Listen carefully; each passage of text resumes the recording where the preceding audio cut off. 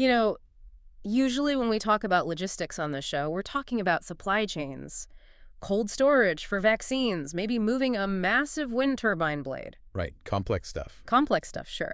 But today we are looking at a logistical challenge that involves, well, teeth? A lot of teeth. And claws. Yeah. And something like 3,000 pounds of pure apex predator. Exactly.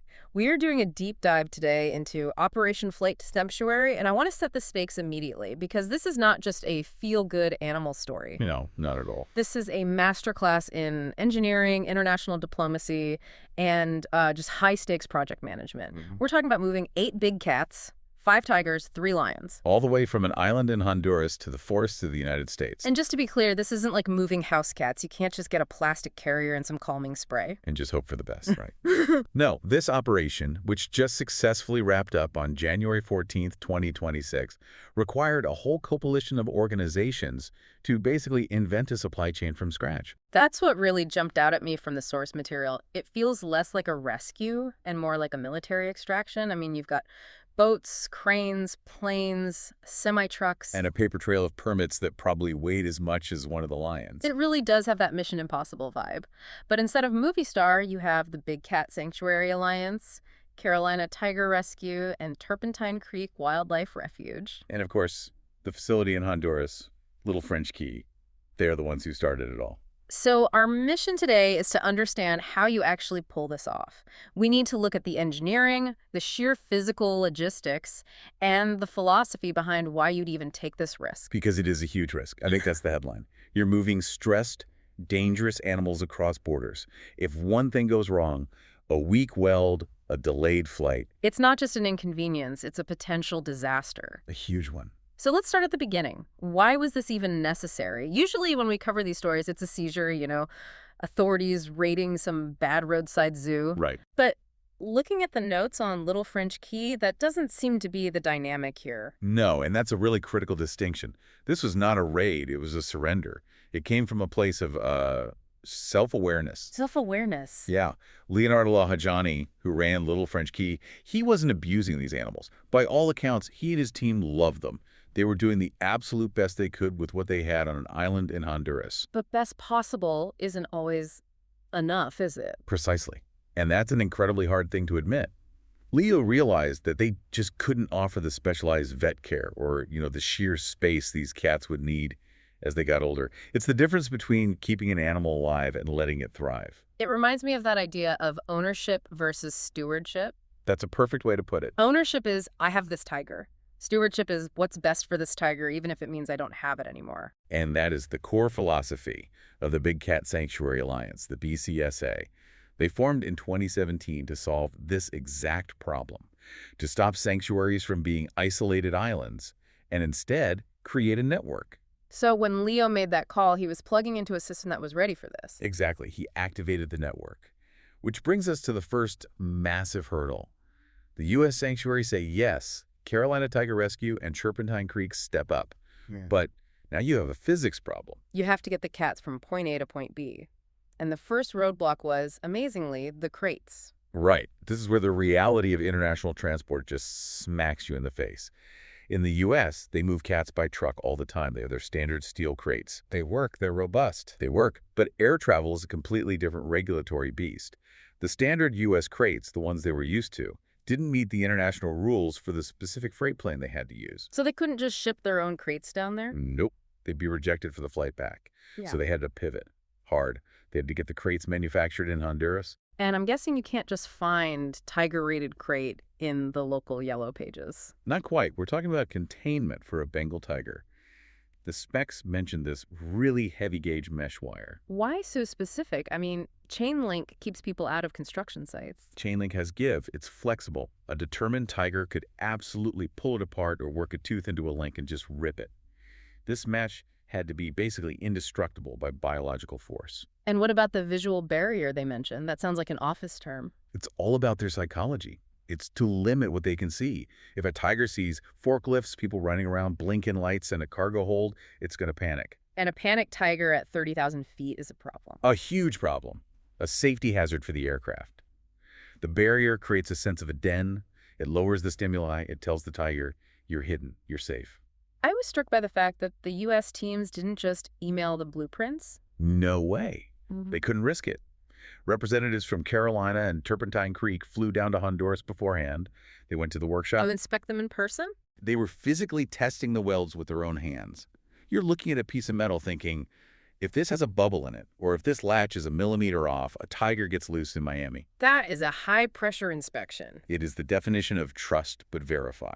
If that crate isn't perfect, the whole rescue stops before it even starts. There is zero margin for error. Okay, so the crates pass inspection. They're built, they're solid. Now we get to the actual journey. The itinerary in the notes is whole. It's just grueling. A 4-day marathon. It really is. And we should walk through this leg by leg to appreciate the stress. Okay, leg 1. Day 1. You're on the island, little French key. You have to get 8 cats into these new crates. That alone is an all-day event. Then, you have to get those crates onto a boat. And this isn't a cruise ship. No. Leg 2 is a 5.5-hour boat ride to the mainland. Now think about it from the animal's perspective.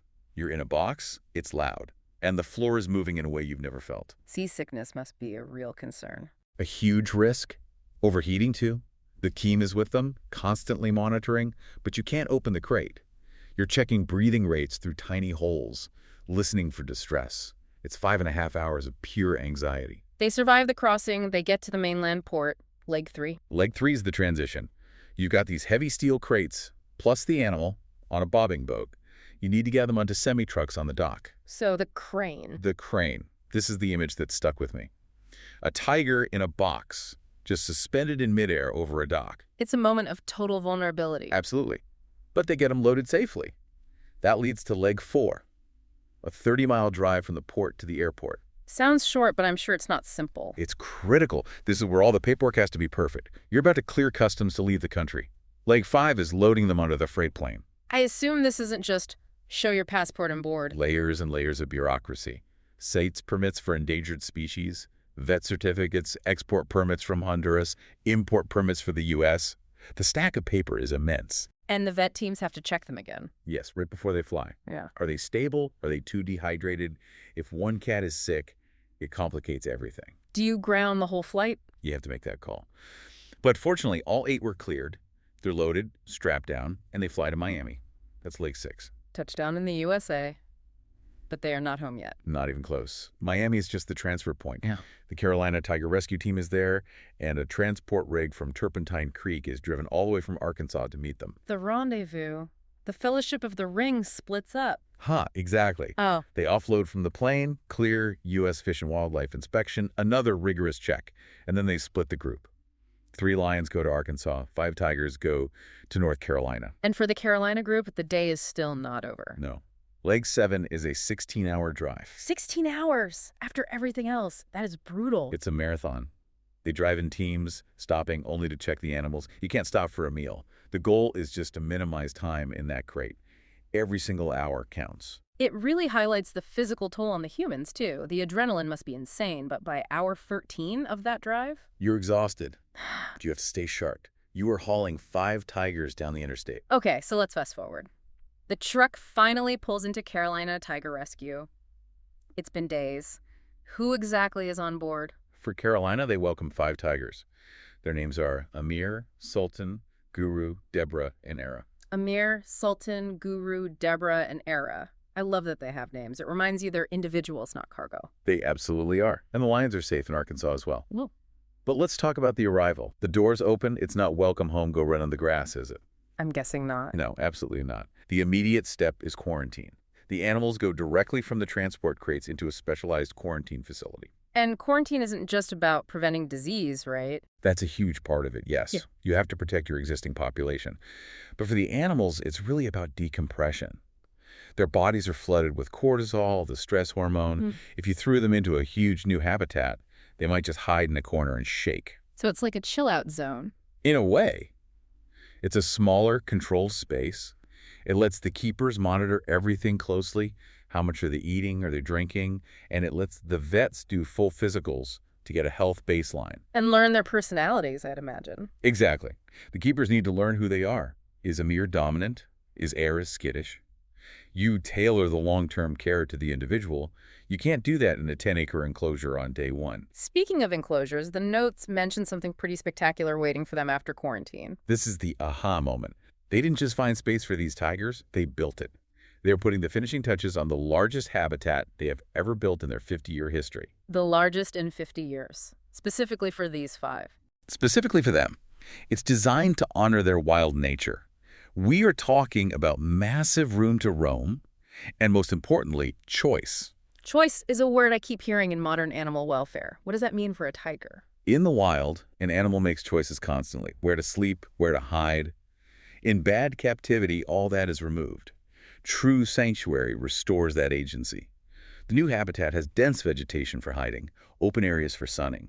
The tiger decides, do I want to be seen today, or do I want to be invisible? Giving them the right to say, leave me alone. Precisely.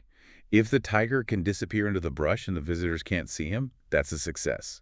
It means the animal feels secure. This gets back to that phrase, true sanctuary, that the BCSA uses. It feels like they're trying to draw a line in the sand. They are, because sanctuary is not a regulated term. Anyone can use it. For the BCSA, it means no breeding, no buying, no selling, and absolutely no public contact. No cub petting, no photo ops. The animal isn't there to work. Right. They aren't props. They are residents. They are retired. And providing that level of care is incredibly expensive. We talked about the transport. That was the sprint. Now comes the marathon. The lifetime cost. Yep. Tigers can live into their early 20s, so you're looking at maybe 15 years of food, vet care, habitat upkeep. The transport funding covered the plane and the crates. That money is gone. The challenge now is funding the forever. It's a sobering reality. The rescue isn't the end. It's the beginning of the bill. And yet, despite that, this mission was so important, not just for these 8 cats, but for the precedent it sets. How so? Before this, there was a real question mark. Could U.S. sanctuaries really coordinate an international extraction of this scale? Could they navigate the permits, the logistics, the foreign governments? And they've proved they can. It's a proof of concept. It shows that borders don't have to be barriers to welfare. If there's a struggling facility somewhere else in the world, there's now a roadmap, a protocol to get those animals to accredited homes. It opens the pipeline. It does. And that is huge. It shows the U.S. Sanctuary Network can operate on a global stage now. I want to circle back to the beginning, to Leo and his team in Honduras. I can't shake that image of them saying goodbye. They raise these animals. It's the emotional core of the whole story. Without that sacrifice, none of the engineering or logistics would matter. We think of rescuers as the people arriving in the truck. But here, the rescue started with the people who opened the gate and let them leave. It challenges our ego. It's easy to say, I love this animal, so I must keep it. It's incredibly hard to say, I love this animal, so I must let it go to someone who can do it better. That shift from ownership to stewardship. That's what made this whole mission possible.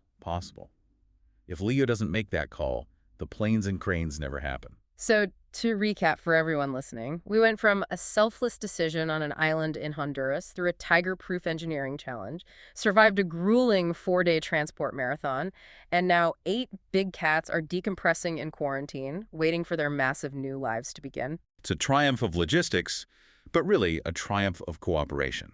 And for anyone listening, Amir, Sultan, Guru, Deborah, and Era are just starting their new chapter. Seeing them step onto grass in that new habitat for the first time, that's going to be the real payoff. I cannot wait to see that footage. Watching a tiger realize it has room to actually run is one of the best things you can possibly see. Absolutely. I want to leave you with a final thought based on that concept of stewardship we discussed. In our own lives, a project at work, a leadership role, we often measure success by how long we hold on to things, by ownership. But maybe, like the team at Little French Key, the ultimate success is recognizing when the best outcome requires us to step back and let someone else take over. What are you holding on to simply because you feel you own it, when maybe you should be stewarding it toward a better future? That's a tough question to answer, honestly. That's why we leave it with the listener to mull over. Thanks for diving deep with us on Operation Flight to Sanctuary. We'll see you next time. Take care.